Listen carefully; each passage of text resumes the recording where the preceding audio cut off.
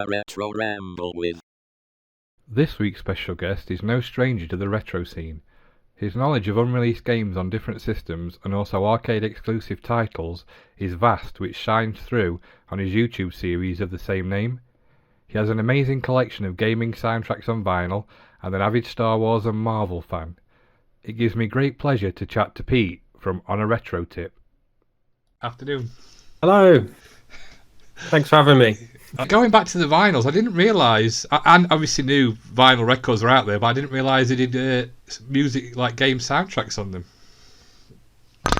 Yeah, there's a lot of them now. It's like really, there's been a boom of it in the last few years. And I kind of try and keep it to a minimum, but yeah, so many now, and they're quite limited. So you have to be quite quick on the draw to get hold of some of them. Yeah, I believe it. Have you got one ones that's signed? I think you said, was it?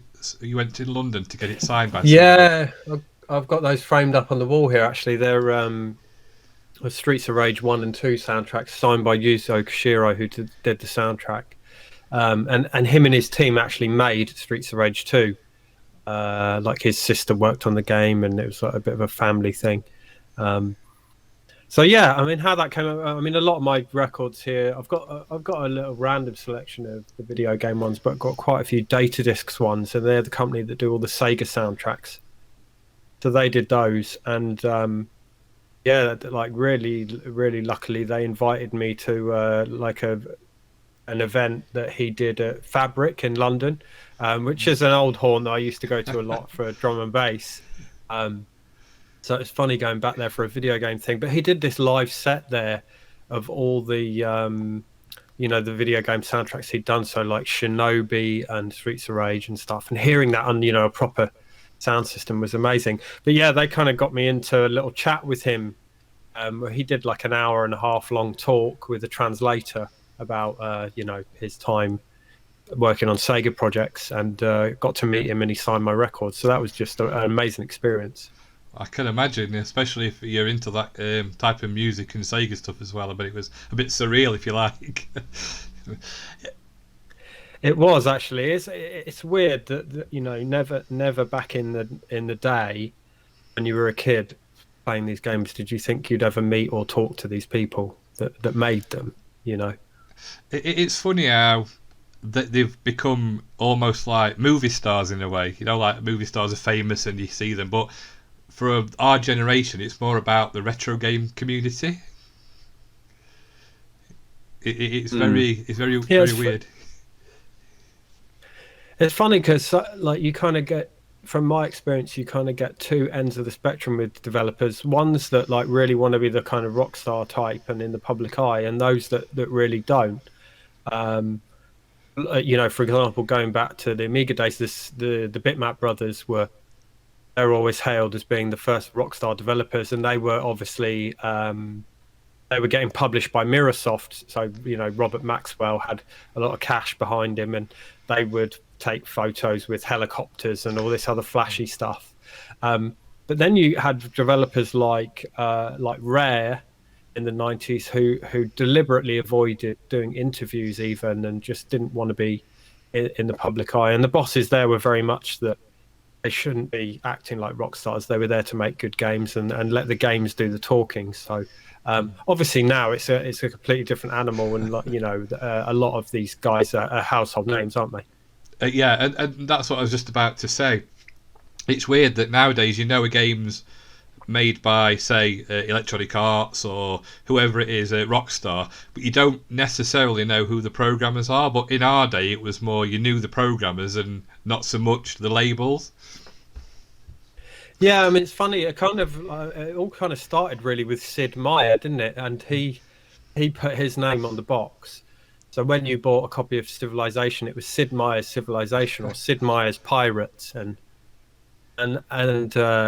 that became like a kind of hallmark of quality, and I think that caught on a lot. So yeah, like you say, nowadays that even if it's not who's making the game, if it's someone who's doing the someone's doing the pixel art or someone's doing the soundtrack, these people and their previous work. So yeah, definitely changed a lot to when we were younger. So Yeah. how did it start for you then? What's your history, if you like? Where did your gaming begin? Oh God. Right. I mean, going right back to where gaming began. Um, it's it's hard to remember. But it was 80s. So I was born in 1980. So probably like the mid 80s, I started to be exposed to stuff. Um, like home computers, which I saw a bit. But at that age, really, the only thing I was playing was the little LCD handhelds. So I at some point got a Donkey Kong Game and Watch. That was one of my first things, and I had a few of the I think it was Sistema, or however you pronounce it. They made a few LCD games, and I had a little car one, and I had this one called Vampire Attack. I remember that. It was like a yellow and black thing, but little sort of they were one game, dedicated game. And then I had friends who had BBC Micro. I like very fond of the BBC Micro. I think if you kind of trace back where I really fell in love with the games, it was probably BBC Micro, I'd say. But yeah, I mean, I had friends who had Becky or Commodore 64 or whatever. But the first thing we really got in my house was, I don't know what came first, because I had them all around at the same time, but it's probably either the Game Boy or an Amiga. So I got a Game Boy on Christmas, and that was mind blowing because, like I said, growing up on the little LCD games, it's hard to explain to young people today. But just to have a Game Boy that you could actually take out the cartridge and put another game in was mind blowing. Yeah, That was insane. But that's just a normal thing now. You can have a little handheld device. Your phone can have thousands of games on. But back then, I could pull out my Mario Kart and put Tetris in. That was just, and then one day my dad came home with an Amiga 500. So that was really our first thing in the house, the home computer. And Amiga's my favorite system of all time and always will be, I think. Just loved Amiga, and it was just such a huge step up from having played on the 8-bit computers and what have you. And just the quality was incredible. Great time, and obviously it had the benefit of being able to go on the playground and swap discs. So 10-year-old me who didn't have any much pocket money, I could I'd go to the software shop and buy a few games here and there in my pocket money, the budget games. But you could copy the games. And then at some point I got a Mega Drive. So kind of I think all around the same time I had those three: the Game Boy and the Mega Drive and the Amiga. So that was kind of the golden age. I think certainly for me.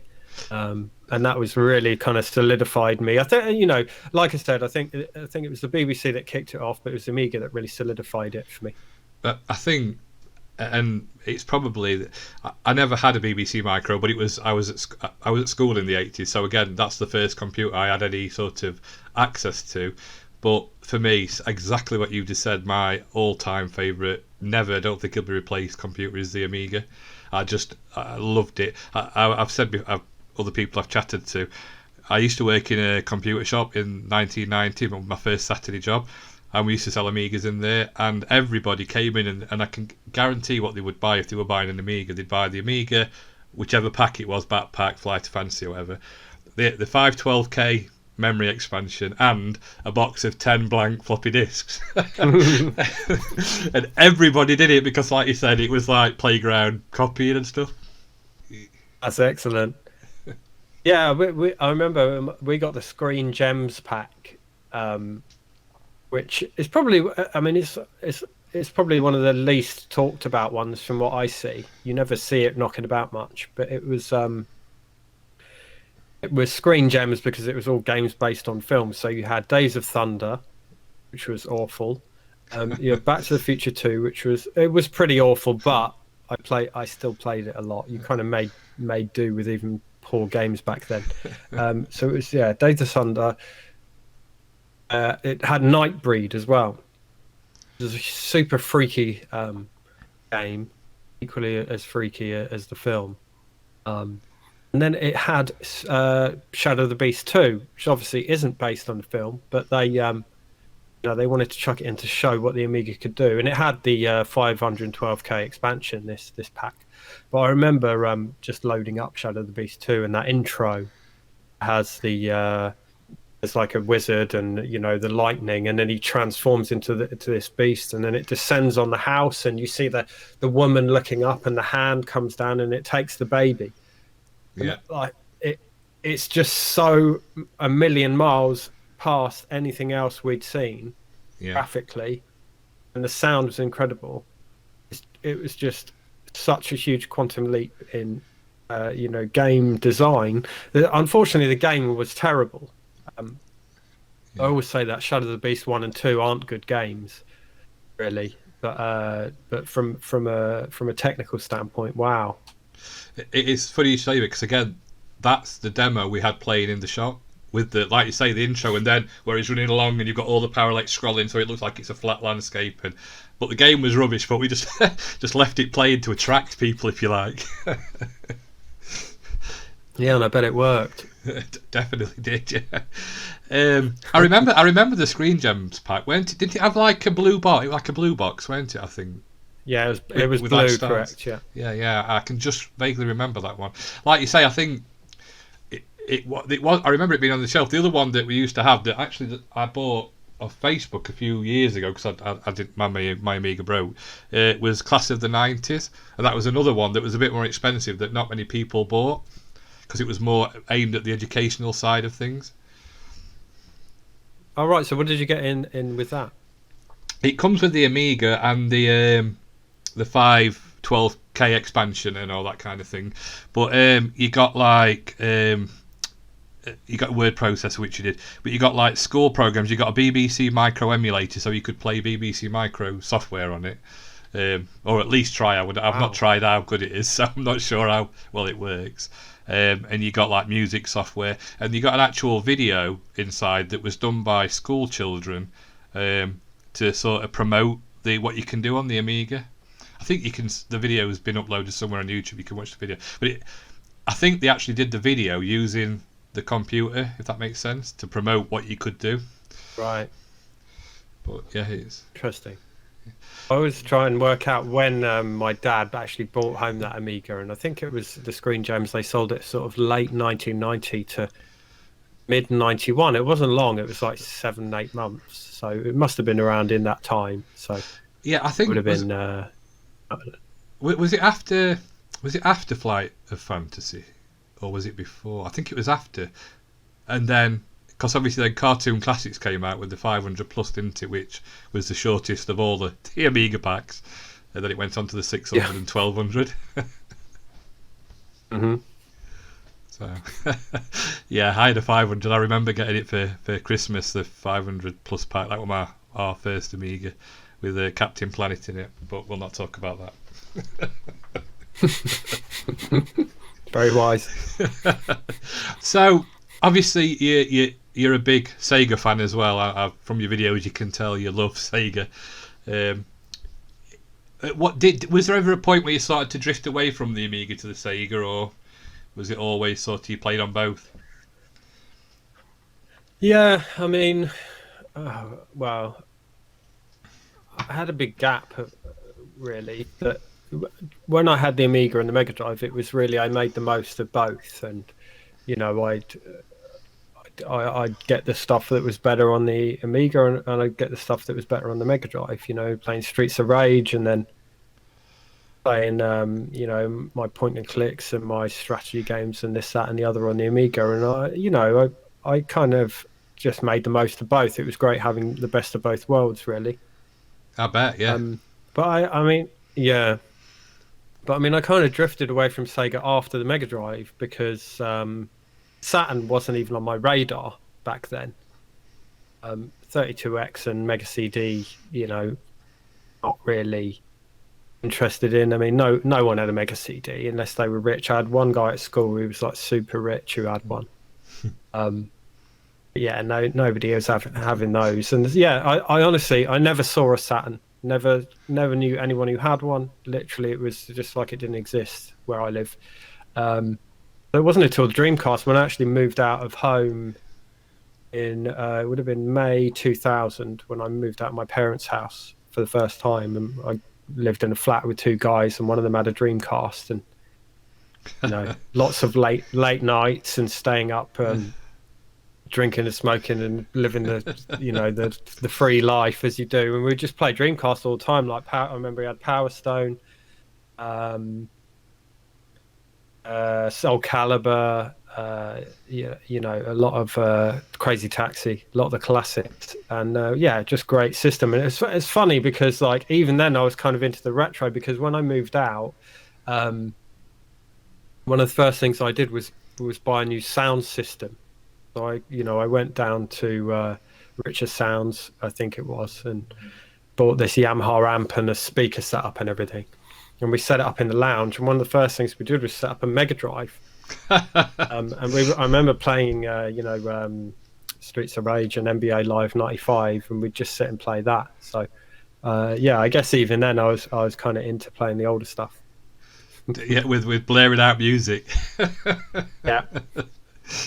It was, I gather, because in them days it was all separates as well, weren't it? Well, you could get the Amstrad hi-fis, but most of the time it was separate. So. Yeah, absolutely. Yeah.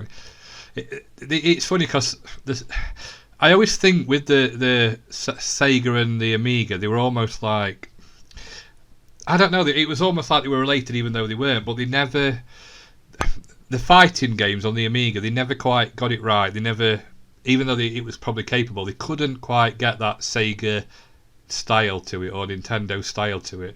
And I always remember wanting Street Fighter 2 and getting really excited, and then when I saw it I was like, what the hell is this?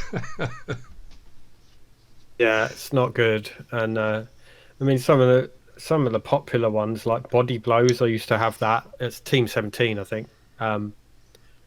It's all right, but you look at it now and it's awful. I mean, yeah. I mean, they had a good relationship though. Like Sega published a lot of games on the Amiga, and some good, some bad. I used to play things like Golden Axe and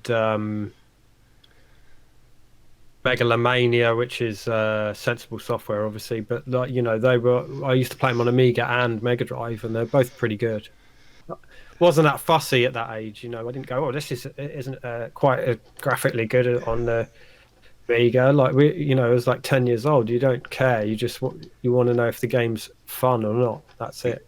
Yeah, and I think that's what spoiled Street Fighter 2. It's not fun changing discs every 13 seconds to load something, and I think that spoiled it for me, especially when you played it on your friend's SNES or Sega, like you say. Because again, another what's the word? Series you do on your YouTube channel is around games that were on the arcade but were never ported. And I really enjoyed watching the one that you did around the Sega Racers, because I was a massive Sega arcade fan. I used to call it the shiny graphics arcade because they were always like shiny graphics.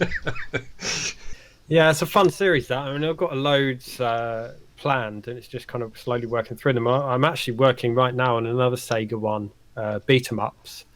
But that Sega racing one was fun. There's a lot of really cool games in there. It's a shame they never got ported.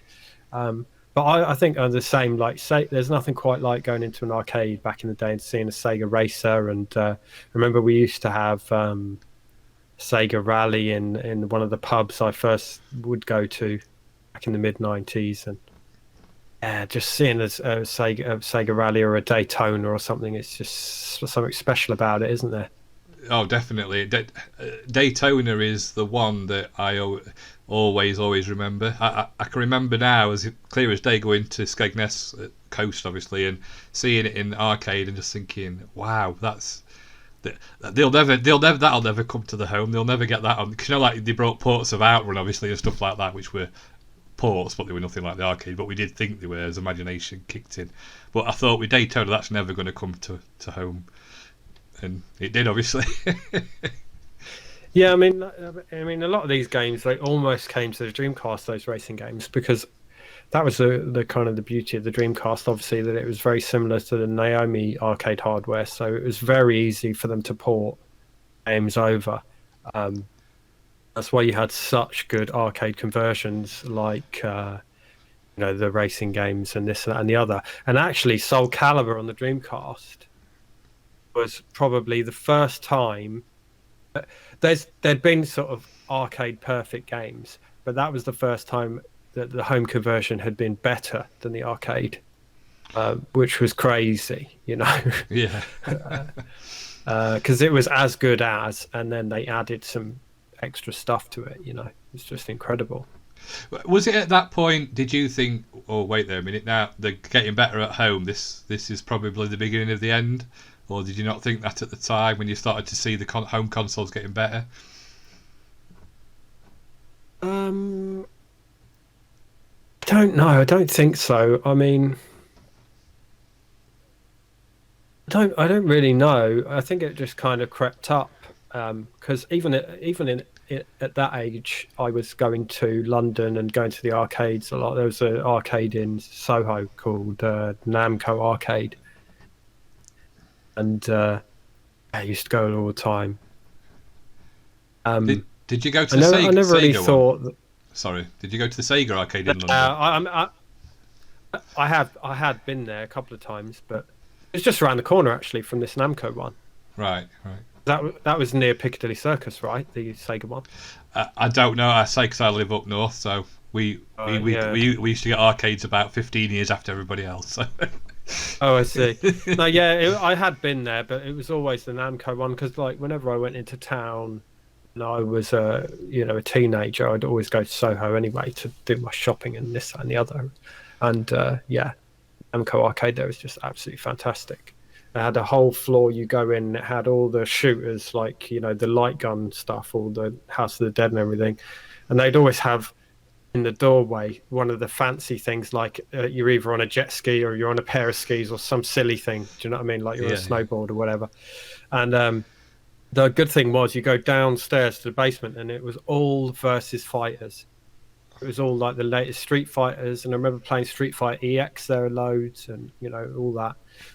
So it was really good fun, and they had a bit of the crap where you put money and the grabbers and everything, and you win tickets and all that. But generally, it was just like they had really, really good arcades, and they normally had like the latest stuff.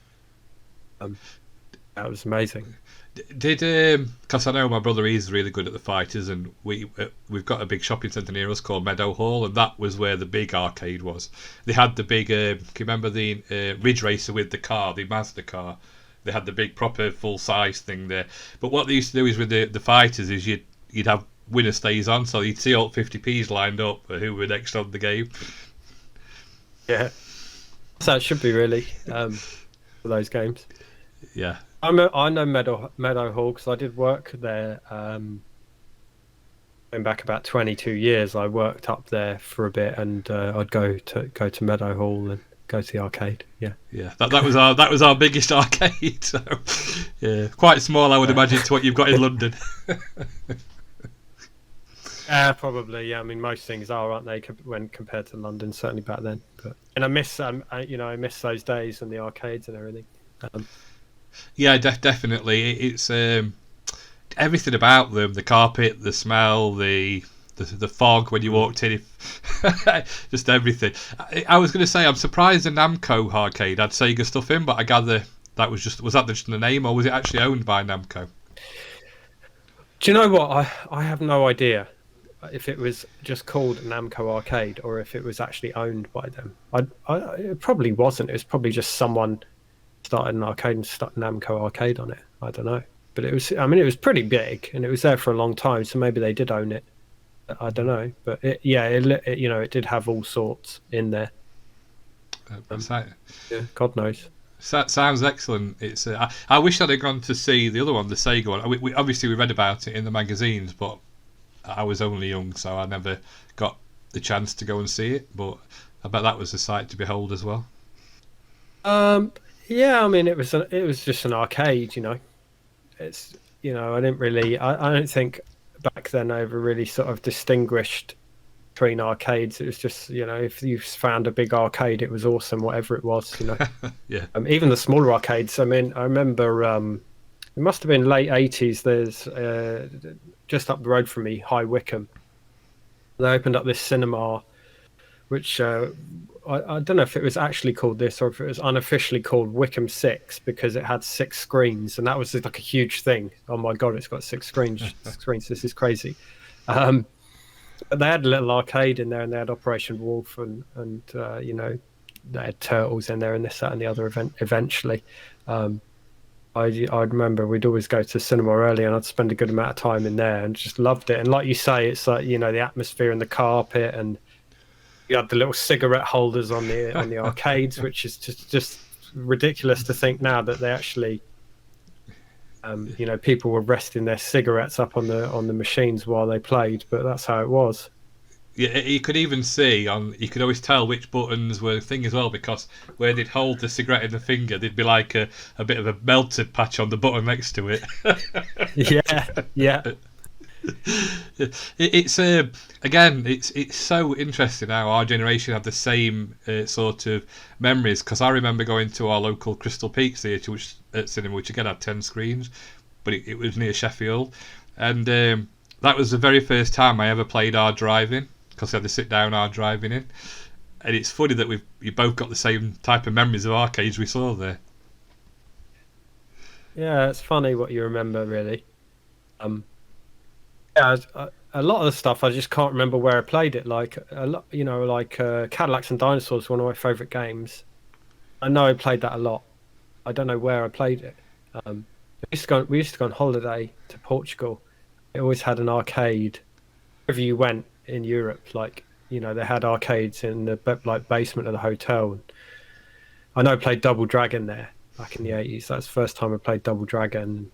The Cadillacs and Dinosaurs must have been one of them, or somewhere. I remember once we went to, it was like Menorca or something, and they had like a grocery store at the bottom of the hotel, and it had a arcade in. But I couldn't really tell you what the game was. You know what I mean? But I so vividly can picture the arcade machine and the room. You know? Yeah. Which is weird, but I couldn't tell you what the games were a lot of the time. It's almost like it's burnt into us minds that those rooms. I can remember our local convenience store had Double Dragon, like you said, and Terror Crest. That was another one I played there. And then when you went to the seaside, you played the bigger arcades, like you say, Turtles, WrestleFest, and all those ones. So it's weird how it embeds itself in your mind. I mean, back when I started YouTube, been collecting for a couple of years already. And you just buy everything in sight. You're like, I don't have one of those, I'll buy it. Or sometimes you're like, I do have one, but I'll have two. You know, you're just buying everything. And then it gets to the point where, hang on a minute, you know, this is getting silly. So, yeah, I mean, I got rid of loads of stuff over the last few years. The collection is like really massively reduced in size. I think gone up in quality, you know. And that half a Dreamcast set, I mean, I think I probably sold half of them at once, and then we went on holiday for 2 weeks in the States, you know, and it's like, what, I'm just going to sit the games on the shelf doing nothing, or we can go on holiday, you know. It's just ridiculous. Yeah. I'm sure if the missus heard this, she'd be like, we'll get rid of the lot, you know. And yeah, they're worth keeping because they are definitely an asset. Repeat, an asset. Yeah, that's what I keep saying, that it's, I mean, a hell of an investment. Especially on that Dreamcast stuff. I think they were worth at least 5 times what I paid for them. I can imagine. Yeah. And you know, a lot of wheeling and dealing, and a lot of the times I paid nothing for stuff, or less than nothing. You know how it is. And yeah, I mean, now it's just really, really slowed down on the collecting stuff. But I mean, still a lot of stuff coming in, but occasionally I'll have a little clear out if stuff's not getting used.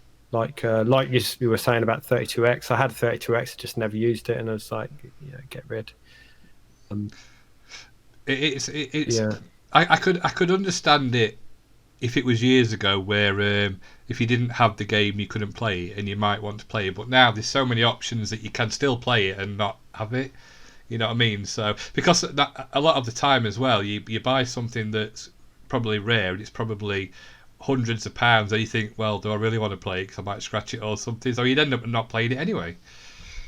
Yeah, I mean, I know a lot of people who have games, and then they just play a backup because, just in case. I'm kind of guilty of that. I've got a load of Mega Drive games, but if the Everdrive's in there, I just normally play it on the Everdrive because it's just convenient. Yeah. I think a lot of the time it's the box art and everything and the memories that we've got on the shelf, isn't it? So that's what I was just about to say. I'm not knocking it by no means. It's two different types, isn't it? You've got half of you that remembers the nostalgia and wants to capture that nostalgia from when you were a child or teenager or whatever. But then you've got the other side that wants to play stuff like, say, with the Everdrive, so you just do it for ease a lot of the time as well. If you want to play something quick, you don't want to be setting everything up and hunting it down and stuff. So I get both sides of it. I do. Yeah, same. I mean, I kind of a bit of both now. I mean, I've got quite a few Everdrives just for the convenience, and I also like especially with like the Mega Drive. When they do these new games and new Kickstarters, they always put in demos out now. You can just download the demo and you stick it on your Everdrive, and you're playing a Mega Drive demo. That's like mind blowing to me. You can do that because we couldn't even do that back in the day. You could do that on the Amiga. Obviously, you get a demo disc on a magazine, but they weren't putting a Mega Drive cartridge on the front of a bloody magazine, were they? No. Can you remember when they tried to where you could actually rent it and you took a blank cartridge into I don't know, Blockbusters, and they were going to burn it onto a cartridge, and you could then take that game away and you could swap it round. Oh, sounds interesting. It was something that it was on. They talked. Can you remember a program called Tomorrow's World? Sure, yeah. It was on there. In fact, the clip was on recently. So I think it was on Facebook. And what it was is the idea was you'd got a blank, basically a ROM or RAM cartridge that you could write to. So you told them what game you wanted, and they wrote it to it. You took that home and borrowed it, then took it back, and then you put another one on if you wanted. But I don't know how successful and if it took off or not. Well, I've got a cartridge up there actually. It's an Iranian hooky copy of NBA Live 95, and it belonged to my mate who grew up in Iran, and they had a Mega Drive, and you couldn't get media out there, so like you could not go and buy a film, like a Western film, right? You could only buy them illegally. So the only videos he had growing up were all Eddie Murphy films because somehow his uncle or whatever had got these hooky copies of Coming to America and Beverly Hills Cop. They grew up just watching those. And that cartridge of NBA Live 95, he said when he went to buy it, you'd walk into the shop, you'd sort of be like, I want a copy of NBA Live 95 for the Mega Drive, mate. And then he'd whoop out a blank cart. He'd do whatever it was. Presumably he's putting it on there. Then they just put the cart together and then they stick a label on. They go, here you go. So that's his hooky copy. And I just found that so fascinating that if you wanted to buy a Mega Drive game, it was done under the counter and they were literally building it to order, That's mental. Crazy. It's interesting that how different cultures around the world, because obviously that, like you just touched on, they watched Coming to America. They probably thought that's how Americans lived and all that kind of thing, but that's only part of a story. But I can just imagine going into local Tesco and saying, can I have a pint of milk and copy of Mortal Kombat? And they just go, here on the shelf, and he's like, what are you doing? We're going to get arrested. Get away. It's crazy, that is. But that's the kind of stories I love to hear, because it fascinates me how these different aspects to retro gaming, you know what I mean? It's all different, and everybody's got different experiences of it. Absolutely. I mean, that's the great thing about doing YouTube as a hobby. You just meet people from all different backgrounds and all different countries who all have this same interest, but they all have a different perspective on it, Yeah. So what got you into YouTube then? Was it, had you been watching videos, or did you just decide to do it, or? Yeah, I'd been watching videos. So like I said, I'd been collecting for a while, a couple of years. And just as you do with a hobby, you kind of end up somehow going down this hole on YouTube. And then I found that I think it's funny because whenever people from the UK kind of recall the story, they always say things like they used to watch that angry angry video game nerd. Yeah, yeah. I'd never heard of him, and like all these other big ones, I'd never heard of any of these people. And everyone's like, "Oh, you must watch." And so it's like, I'd never heard of them. I watched like really small UK channels. I'd watch everybody who was like really small, the kind of channels where it's like if you've got 300 subscribers, you're like pretty big. Right? That was like to me like 300 was really really big. Yeah. That's kind of channels I was watching. And I used to watch Stu, who you mentioned earlier, who was like really big. He probably had like 1,000 or 2 at the time, and he was huge. Yeah. So I'd watch channels like that and Ninja Bear Hug and stuff like that. And just after a while, you're like, I want to get in on this, really. Yeah. So I had some camera knocking about. It was this little tiny digital camera. It wasn't like a video camera or anything. It's just like a holiday camera. So I did a really shaky like room tour thing of like, which was at the time a room and a cupboard, I think. It was all over the place. That was tail end of 2014. So like where I really started was early 2015, and I did my first pickups. It's funny watching it back now because it's nerve-wracking doing it first few times. It's weird talking to a camera in a room with nobody there, but now it's like second nature to me. But back then it's very weird. I'm sure everybody goes through the same thing. But I was just doing pickups, and it was just mostly me doing pickups or doing VRs, like video responses and everything. And it went pretty well. And then, I say pretty well as in, more than 0 people were watching, which was just great. A lot, I was very chuffed. And then probably like 5 months in or so, like April time, I think I went to my first Blackpool, and just met loads of people, and everyone was really nice and welcoming, and it was just, that was it. It was like, really sort of addicted to doing the video stuff. But then, like, as I said, I really stopped buying so much and collecting so much. So I didn't want to be like, okay, I can only do a pickups video every 2 months and just not make any videos. So that's kind of where doing the other stuff came in, which was never really an intention. Just started doing other stuff, like I did some videos on DOS games and this, that, and the other, and then it just kind of snowballed from there. So because I like pickups so little now, and to be honest, don't even show my pickups anymore. Haven't for a while. It just kind of, I became like really addicted to just making the videos as the hobby, And so it's like it's a collecting thing and a retro game thing, but that aspect of actually putting together the video is like something I really love now, and I'm very grateful for, because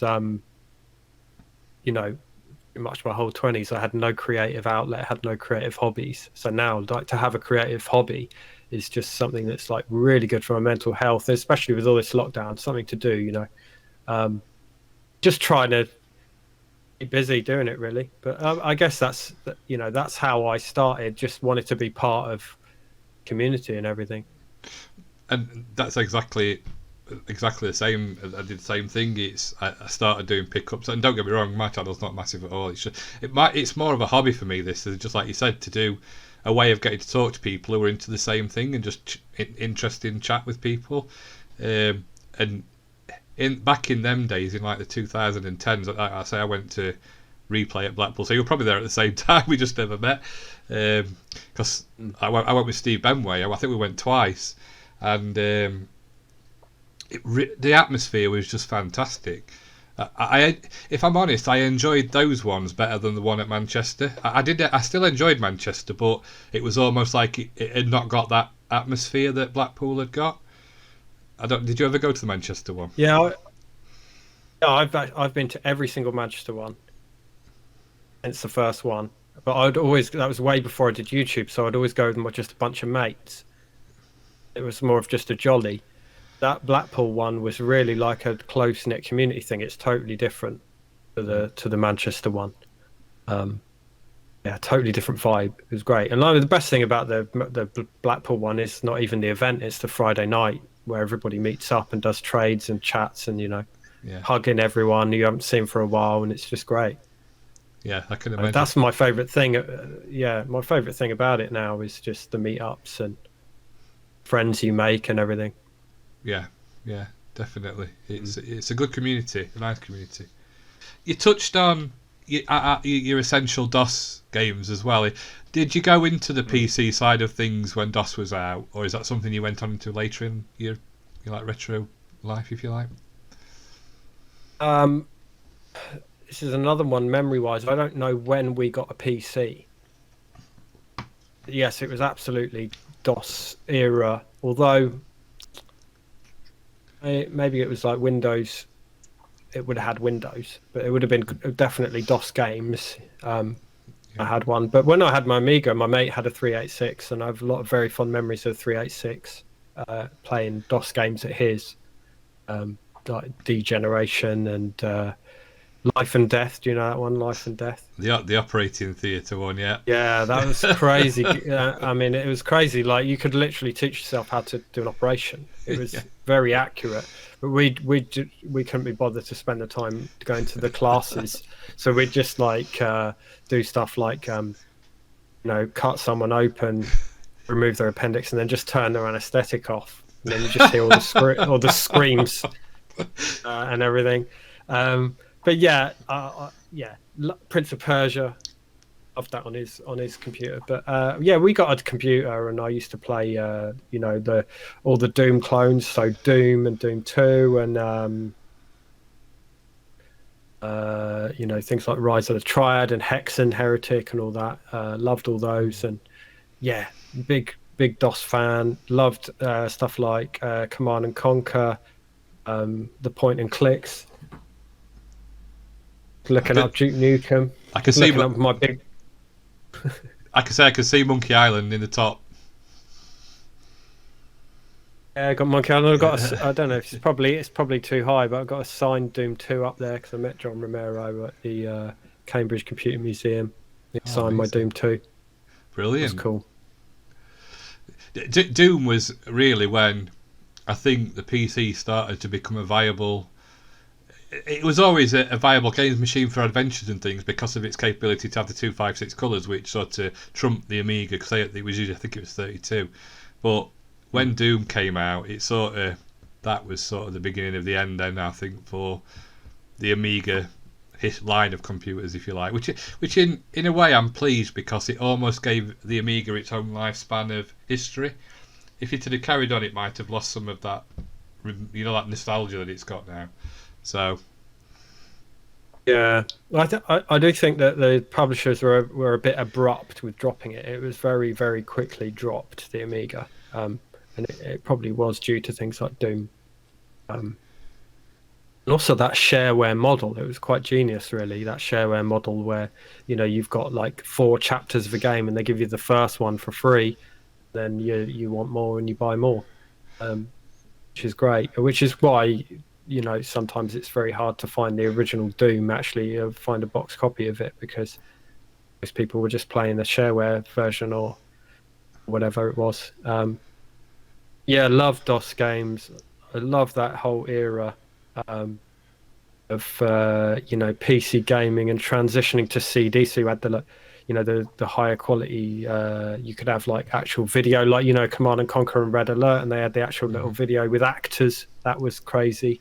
And just the stuff like Day of the Tentacle, one of my favourite games of all time, which is a DOS game. And then obviously it came out with the CD version, the talkie version, which is incredible to have, the voices and everything. Love it. It's that DOS era, that CD era especially. I love it, and I know it's tacky now, but I quite enjoyed the FMV bit of it as well, because I know you look back and you think, God, this is a tacky game, but there's something about it. Like, I love playing like Mad Dog McCree or Siberia or Nova Storm or any of those which basically are just on rail shooters, and you're just moving the mouse or whatever you're doing to shoot. But there's something about Rebel Assault, another one that I quite enjoy. I think I'm just weird like that. I love Mad Dog McCree at the arcade because it was a spectacle, because it was real actors, but it was something about acting that felt like, do you ever go to like when you go to a theme park and they do a live show and they've got like a Wild West show or something, and you've got the actors who are a bit cheesy but they're like involving the audience in a cheesy way, and that was kind of how I felt they acted the Mad Dog McCree, and it was quite charming. I always really liked it. Yeah, like the LucasArts stuff in that era was amazing. Like you were saying, and the X-Wing series is one of my favorites. X-Wing and TIE Fighter, they were just incredible. Yeah, just a great time. And that was like the last time we really got big box in the 90s. Got big box games, and then they made them all the same size and shape, which was supposed to be a good thing, but wasn't. No. It took the character away, if I'm being honest. I think I remember once going to local car boot, and I literally picked up, they were like cardboard boxes about this big, full of PC big box games, and I think I got the 3 boxes for £12. We're going back like 10 or 15 years now. It was a long time. It was before like everybody went mad, and I kept some, but I got rid of a lot. But I just wish I'd have kept them all. Looking back. Yeah, I mean, we've all got those regrets. About 20 years ago, like, when did eBay start? Was that like 2003? So when eBay started, I used to go to all the boot sales and I'd buy the toys, old action figures, and I'd sell them because I knew about them. I knew what was worth money and everything. Back then, retro games were like worth nothing. Like, if you had Mega Drive games and that and you put them on eBay, it's worthless. But for some reason, like, people were paying really good money for the toys, so I'd just scour around for toys. And I remember I'd walk past, there's this big boot sale where I still go up the road, and I'd walk past. I remember walking past like a whole table with like a stack this high of Mega Drive games, like literally hundreds of Mega Drive games for like £1 each, and everyone would fucking walk past them, including me. And now you look back and you kick yourself. You go, I wonder what was in there. Yeah, but the irony is, the first thing people say now, and we've talked about this with other people as well, is how much is that game? Well, I've looked on eBay, and you just think, I'm just going to carry on walking because I know what's coming. It's worth £10 million. Yeah, exactly. It's like, well, if it's worth that, put it on eBay and don't come to a boot sale where there's no guarantee that it even works. I mean, that's ridiculous. There's no buyer protection at a boot sale. Like, those people wind me up. Yeah. Like, I can just go and click on eBay now and buy it for that, and like, my money's covered. Yeah, exactly. It's ridiculous. I think that era of picking things up from the boot is very, very. You're very lucky if you get something. I remember picking an A1200 up from a boot for £8. There's no way on God's earth you'd ever do that nowadays in a million years. No, I think like 3-4 years ago was the last time I had like really good hauls. And then I stopped going for a couple of years. I did actually, funnily enough, last year I was like, I'm going to get back into going, but obviously they were all cancelled. But yeah, there's not much about it, and there's so much competition now, and everyone's so aggressive, and I'm not really interested in being aggressive about it, Yeah, because at the end of the day, it's a hobby, isn't it? Exactly. It's a shame as well, because I've noticed a lot of the charity shops as well are doing the same thing. You see games that would have been 99p are now like £5, and you're thinking, well, that is bordering on eBay and probably more than eBay. So why don't I just buy it off eBay, like you say? Because you know what you're getting. And yeah, I think I can sort of understand charity shops wanting to get the best they can, but on the flip side of that, it is a charity shop as well. Yeah, I mean, I'm all for them getting a reasonable amount. A lot of the time they're like very much overpriced, so just don't research at all. They just go, okay, these are games, let's just put a £5 on all of them. Yeah. So they're just like, FIFA on the Xbox 360, which is worth like, it's worth negative. Yeah. You literally would have to pay someone to take it. And they've got a £5 on it, but then it might be like a really valuable gem in there worth 40 quid for a fiver, but you have to be there early enough to get it. So, and then they end up sitting on the shelf, and then you go in there for 6 months and they're still on the shelf 6 months later. So yeah, never mind, FIFA, the only game that will be left at the end of if anything ever happens, because there's so many copies out there. Like the cockroaches of video game. I say, if there's ever a nuclear explosion, that's all there'll be left, like a few FIFA titles scattered about. Can make a bomb shelter out of the cases, maybe. It's interesting you were talking about the shareware model as well. In some ways, that was almost like the in-app purchases model of today, weren't it? But 20 years ago. Yeah, a little bit actually. Just kind of trying to get you hooked and then get you to part with some of your money. I mean, to be honest, I can't ever remember paying beyond paying for a shareware game beyond the free. I may have. I don't remember. The other thing with the shareware and the PD was as well, and again, this is where the PC came along. Was you could buy them on, you could buy like a CD library if you like with all the titles on, so you could just pick and choose what was good and what was bad. Yeah, it was great. I've like, just the whole thing. Really funny memories of that era in PCs of like stuff like the Encarta encyclopedia. Yeah. Just like it's rubbish now, but like back then it was like, wow, I've got an encyclopedia on a CD. This is crazy. And things like you could record your speech. I remember me and my friend used to do that all the time on the PC, and we'd record our speech, and you could like mess with it and distort it.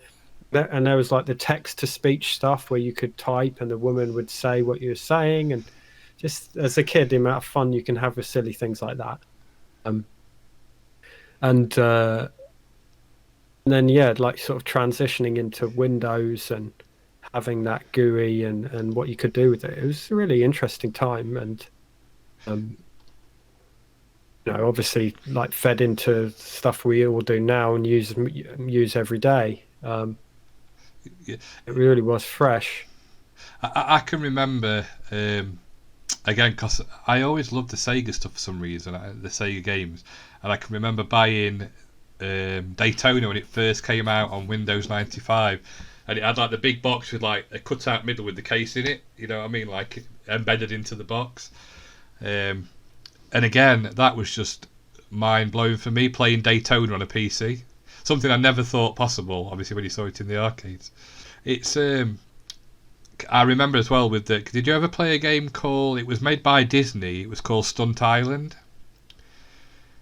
No, don't think so. And literally it was a 3D game, and you had to make your own video films, and you'd got all props and things, and you could do stunts, and like you had planes and SR-71 Blackbird. One of the levels in the game was you had to fly the Red Baron through a barn. And like you'd set all the cameras up and you'd fly it, and then it'd show you the 3D, like the film, if you like. Sounds fun. We still play it today. It's quite, obviously it's primitive graphics now, but it was a good game for its time. Red Baron. Now you mention it, that was another one I loved back on DOS. Who made that? Was Sierra, wasn't it? Red Baron. I think so. Yeah, Sierra. Yeah, that was fun. I love those flight sims, and you'd get a manual like that was like a an instruction manual, as if it's a real plane, like you're learning to fly a real plane. Yeah, put the ailerons to this and your flaps to that, and yeah, madness. And all we want. Red Baron is more of like a dogfight thing than a flight sim, but it was very fun. Yeah, with the flight sims, all we wanted to do was take off, fly, do some loop-the-loops, and then rub into something. Exactly, yeah. Kamikaze. Yeah, it's interesting. I think I read somewhere on one of your pages that you're into Star Wars as well. Is that right? Yeah, love Star Wars. Absolutely love Star Wars. So I've got a few bits of Star Wars here. I love all the Star Wars games, but I've got a little Boba Fett over there from when I was a kid because I had so many Star Wars toys, but I sold them all on. Again, in that early eBay days, I sold off most of my Star Wars stuff, but I kept that. I've got a couple of Star Wars helmets, like replica helmets in here because I just love, yeah, I love it. It's just such a big part of growing up. I was kind of thinking about it recently, like with the Mandalorian and the end of, watching the end of series 2 of Mandalorian, which I won't say anything about in case spoilers, but Yeah.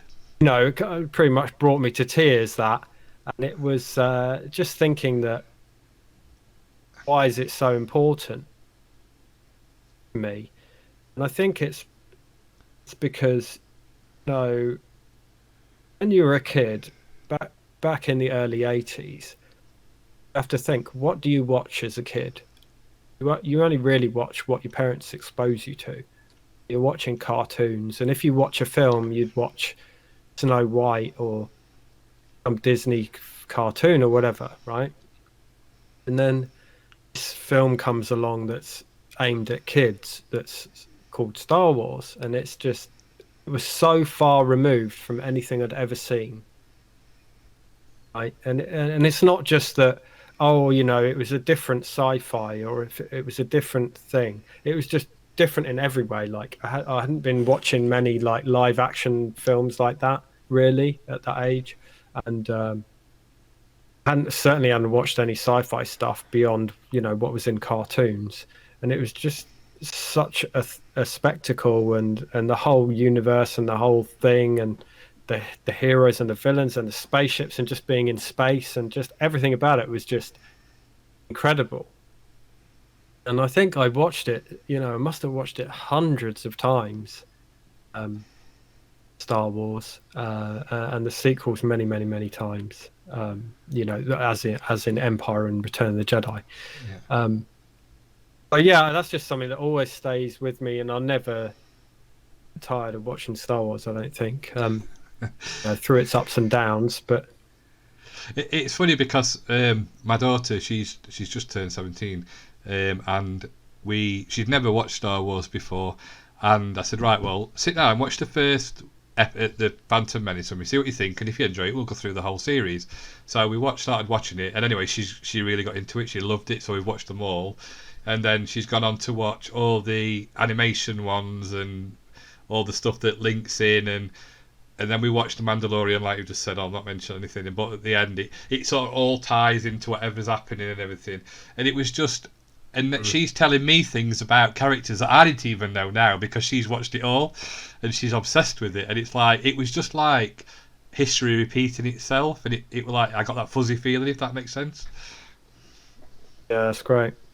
I think it really helps to have watched Clone Wars and Rebels before you watch Mandalorian, which are the two animated series, because there's a lot of backstory in those that you do not get anywhere else.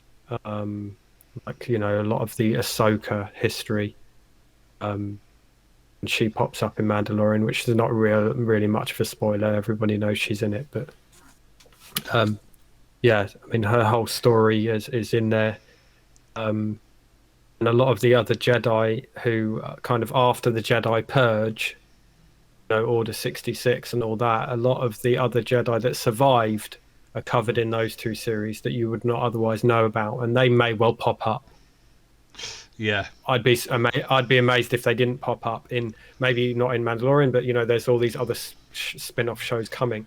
Yeah. So you will see some of those guys. So I think those shows are quite kiddie, like the Clone Wars and the Rebels. Obviously they're aimed at kids, but like it's worth watching it if you're really into it to get the kind of the backstory and everything.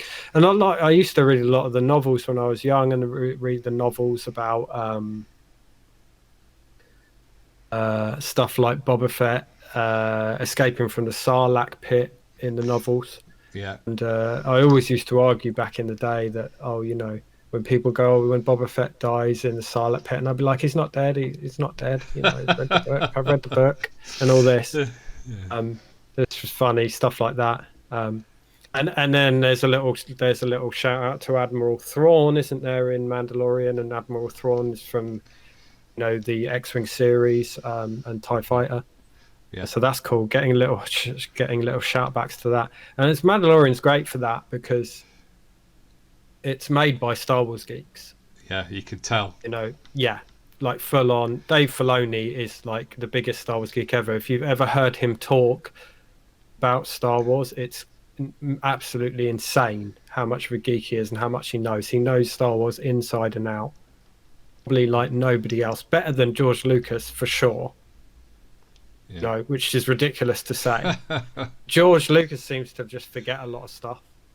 Yeah. About it, whereas like people who are as full on as Dave Filoni like just know every single little thing. And then Jon Favreau, obviously like massive Star Wars geek, but they're like being really respectful and they're doing a lot of nods to past stuff, and obviously a lot of the canon stuff from the novels and everything was wiped out when Disney bought Star Wars. So they're bringing a lot of that back in, a lot of the old stuff. So what really felt Star Wars for me was Rogue One. Yes, I was just about to say that I love Rogue One. I probably, apart from the three, is one of my favourite films to watch. And that bit at the end where it just again sent shivers down my spine. It's that oh my god! And to be able to do that in a film takes some doing, and they did it. Yeah. I think like the original trilogy, and then probably Rogue One is probably my fourth favourite Star Wars film. There's not much competition there. I think that it's definitely up there. It's incredible, and I love, like you said, the ending to that, and I love how they mirrored that in Mandalorian. End scene where Vader is coming through, and they mirrored that very nicely in Mandalorian, which was great. And the whole thing's a beautiful film, like the sentiment of them all giving their lives and the fact that nobody survives, because that people aren't surviving because they're not in the original films, and it's stated in the original films that that a lot of people gave their lives to give us this information, and you get to see that happen, and it was great. I absolutely loved it.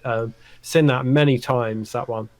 That was really good. She say something like many Bothans lost their lives to bring us this information, and then like you know that line so well because you've seen that film so many times, and then just for it to tie in perfectly, and then I don't know if anyone else saw it coming, but I certainly didn't. That it literally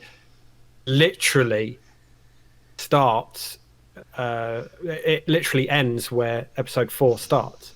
Yeah, like to the second, and that was just like, oh my god, that's amazing. They've done it perfectly. Yeah, they did it so perfectly. Definitely. Wow. I call it the Doctor Who effect, because that is exactly what Doctor Who does. It like gives you an episode, but there's also a little bit in that episode that builds on the big story that's underneath it. Then it builds and it builds and it builds, and then you get to one episode that's totally about that. I think Marvel are really good at doing that as well. I like Marvel stuff as well, so they seem to do that as well in the background. I don't know if are you into Marvel or? Yeah. It's like with WandaVision. I watched the first 2 episodes and thought, what the hell is going on? But then episode 3 is where it starts to get interesting, and it all ties back in, and you think, I see now, and I just love stuff like that. It's very clever, that show. Very clever. And at first you don't realise how clever that it really is. Have you seen the whole thing then? Yeah. Yeah. Seen it all. Yeah. Have you seen it all? So yeah. So it's just that I love that towards the end, and she's in a room. It's like, isn't it a flashback? And she's in a room and she's watching the sitcoms. Yes, as a child, back in Sokovia, weren't it? Sokovia. So there's a flashback, and she's in Sokovia and she's watching the sitcoms, and that was kind of their family thing. And then obviously, family is killed, and you can hear this, whatever it was, Dick Van Dyke, I think, on TV, and you're like, oh my god, And then when she joins, she's at the Avengers HQ or wherever it is, and they give her a room, and she's sat there, and she's watching sitcoms, for comfort. And it's just you realize, okay, sitcoms have been constant source of comfort her whole life. That's been her go-to to feel safe. And so when she's been dealing with this grief of losing vision, she went to obviously, overcome by grief, and that's what resulted in what happened, creating this world. But the fact that explains why it's all framed as sitcoms, and that's just a brilliant bit of writing. I thought that like you said, the first couple of episodes you watch it and you're just watching it because you want to know what the hell's going on. You're like, this is so weird. Yeah. So intriguing at the same time, but I have no idea where this is going. And then you get to the end, you're like, okay, that it's an amazing thing that was her safe place, the sitcoms, and she created this world kind of based on sitcoms. And quite sad as well. Again, it's got that sympathy part of it as well for her, isn't it? You know what I mean? That she's lost everything, if you like. It's absolutely heartbreaking, and she played it so perfectly. She acted it so perfectly, and really, really heartbreaking. And for her to then have to let go of this family and lose it all over again is just horrible. Really horrible. And there's that line that he says, what is grief if not love persevering? And that's just like, oh my god. You just said to shiver down my spine. Yeah, it's such a funny show, because like on the one hand you've got like this marvelous heart-wrenching quote like that, and on the other hand you've got like the Ralph Boner jokes, where like, oh, your name's Ralph Boner, and it's like, okay. Very what the hell is going on here? Yeah. Right, well, can I just say thank you very much for joining me. It's been an absolute pleasure to talk to you about not only the gaming, but obviously the films as well. Next time on a retro ramble. The thing was, the uncle that sold us the Commodore, he's like an IT manager for a big company. Or he was, he's just retired this year. And so he was always the one advising us about computers and what's the best and stuff. So he sold the Atari ST to my parents. He was like, "You've got to buy it. It's great for this. It's great for that. You could use it for office work." Blah, blah, blah. So they bought it, and I was happy with it until, again, I played the Amiga, and then I was seeing like games like Speedball 2 and Another World, which I know you can get on the Atari ST, but just the sound and just the way. I mean, the Amiga just looks amazing. I was like, I want one of these. And I would just like to say a big thank you to all the special guests who took the time out of their busy schedules to appear on Retro Ramble. It is really much appreciated. Thank you. Thank you for watching this episode of a Retro Ramble with. All links to the special guest channel can be found in the description below this video. If you enjoyed watching, then please like and subscribe and click the bell notification icon to be informed of when the next episode is uploaded.